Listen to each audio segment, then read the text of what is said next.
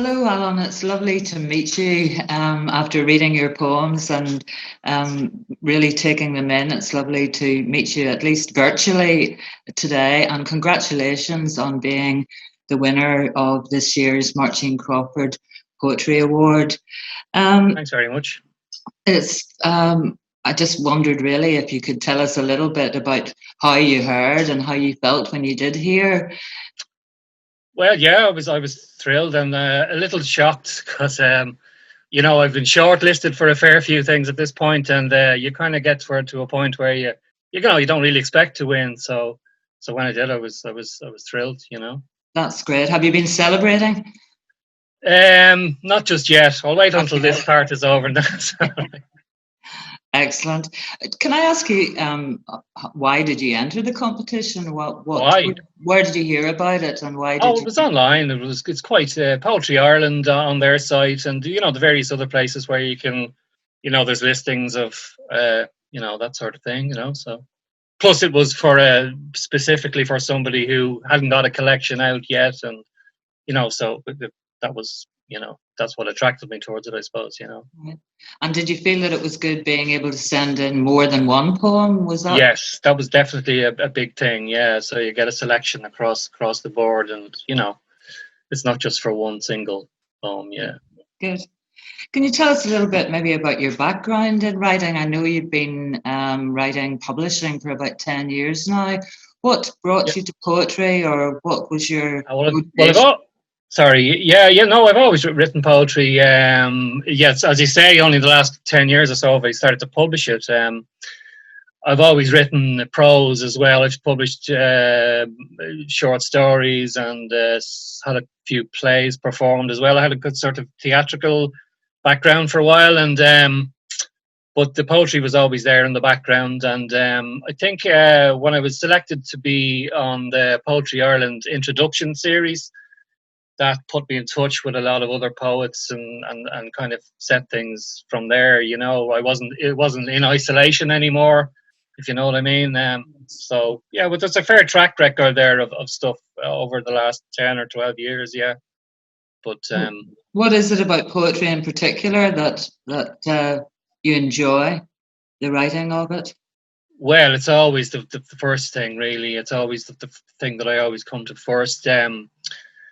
If it's a subject, I'll always try a poem first with a subject. You know what I mean? And if it comes off in the poem, that's it. That's fine with me. But whereas if it doesn't work, I'll try and expand it or move it, or maybe it may turn into a short story, maybe, or a dramatic monologue or something like that. Right. But I'm happy enough if the poem seems to work. Yeah. Okay. I was interested in what you said about the Poetry Ireland introductions giving you a network, because I think that's it's interesting for people who are starting to write or at the early stages of a career. Do you feel that kind of networking is important? Oh, definitely, no question about it. When you don't feel as isolated as you would have before, and particularly with poetry, like what I mean. People talk about novels and so on, but when it's when you realise how many poets there are out there, and it's a great connection with people. I'm still in touch. It was back in 2013, 14, but I'm still in touch with the people that I met at that, and they're still around as well. So yeah, it's a really good program. So that connection with other people who are doing the same thing as you is really important to you. Oh, it was great. Yeah, I mean they did a full day's workshop, an entire day. So we all got to know each other very well, and as well as doing the actual formal reading part of it afterwards, and that was, good as well. That was probably one of the first actual readings I did. So, but once you get over that, you do more and so on. It gets easier every time, but it was a bit nerve-wracking the first one. But I was thinking about it for weeks in advance. But anyway, it went all right in the end. So. Good. Well, that is a perfect moment then to ask you if you would like to read one of the poems from your winning. Okay, I'll read this one as I was saying. It's a bit long, but I'll read it anyway. A bit about it. It's just about a job I had back in the 80s in an ice cream factory, and which the name of it is fictional, but the events are not. And I'll just read it. It's called Vespucci Ice Cream, The Line. On a dream-slick floor, I trudge between the humming, churning vats and the line, where a dozen white linen and plastic-capped women milk tub after tub of the untapped gold streaming from silver faucets, hour after hour, till day run dry after dark.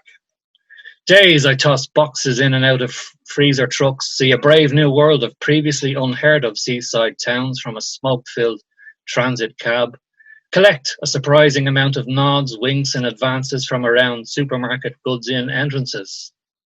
But it all comes back to the factory floor, with a longing I see mirrored in the drivers' and helpers' faces, as we all drift back there near close of business to gaze at the women on the line.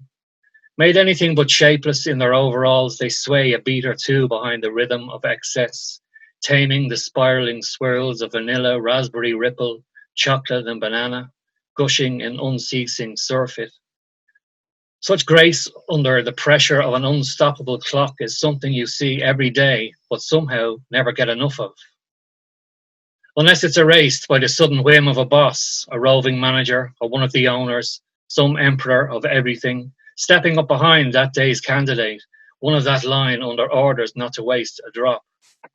Holding her helpless in his arms, hands busily out of sight, he nuzzles her stiffened neck, nibbles the lobe of an ear, with his hips clamped onto hers, constricting her already tiny orbit in that space where you can't hear yourself speak for the precision-timed grind of noise till his moment's hunger is gratified. And we're sickened then, us grunts and forklift jockeys of the ice cream business, queasy with a mouthful of outrage, a splutter of envy, and a few other mystery ingredients you wouldn't have thought would go together, but do every day, like the taste of ice cream, the brain freeze that silently runs whole glittering universes of work and a lifetime's work of dreaming yourself elsewhere. Its hands daily upon you. That's it.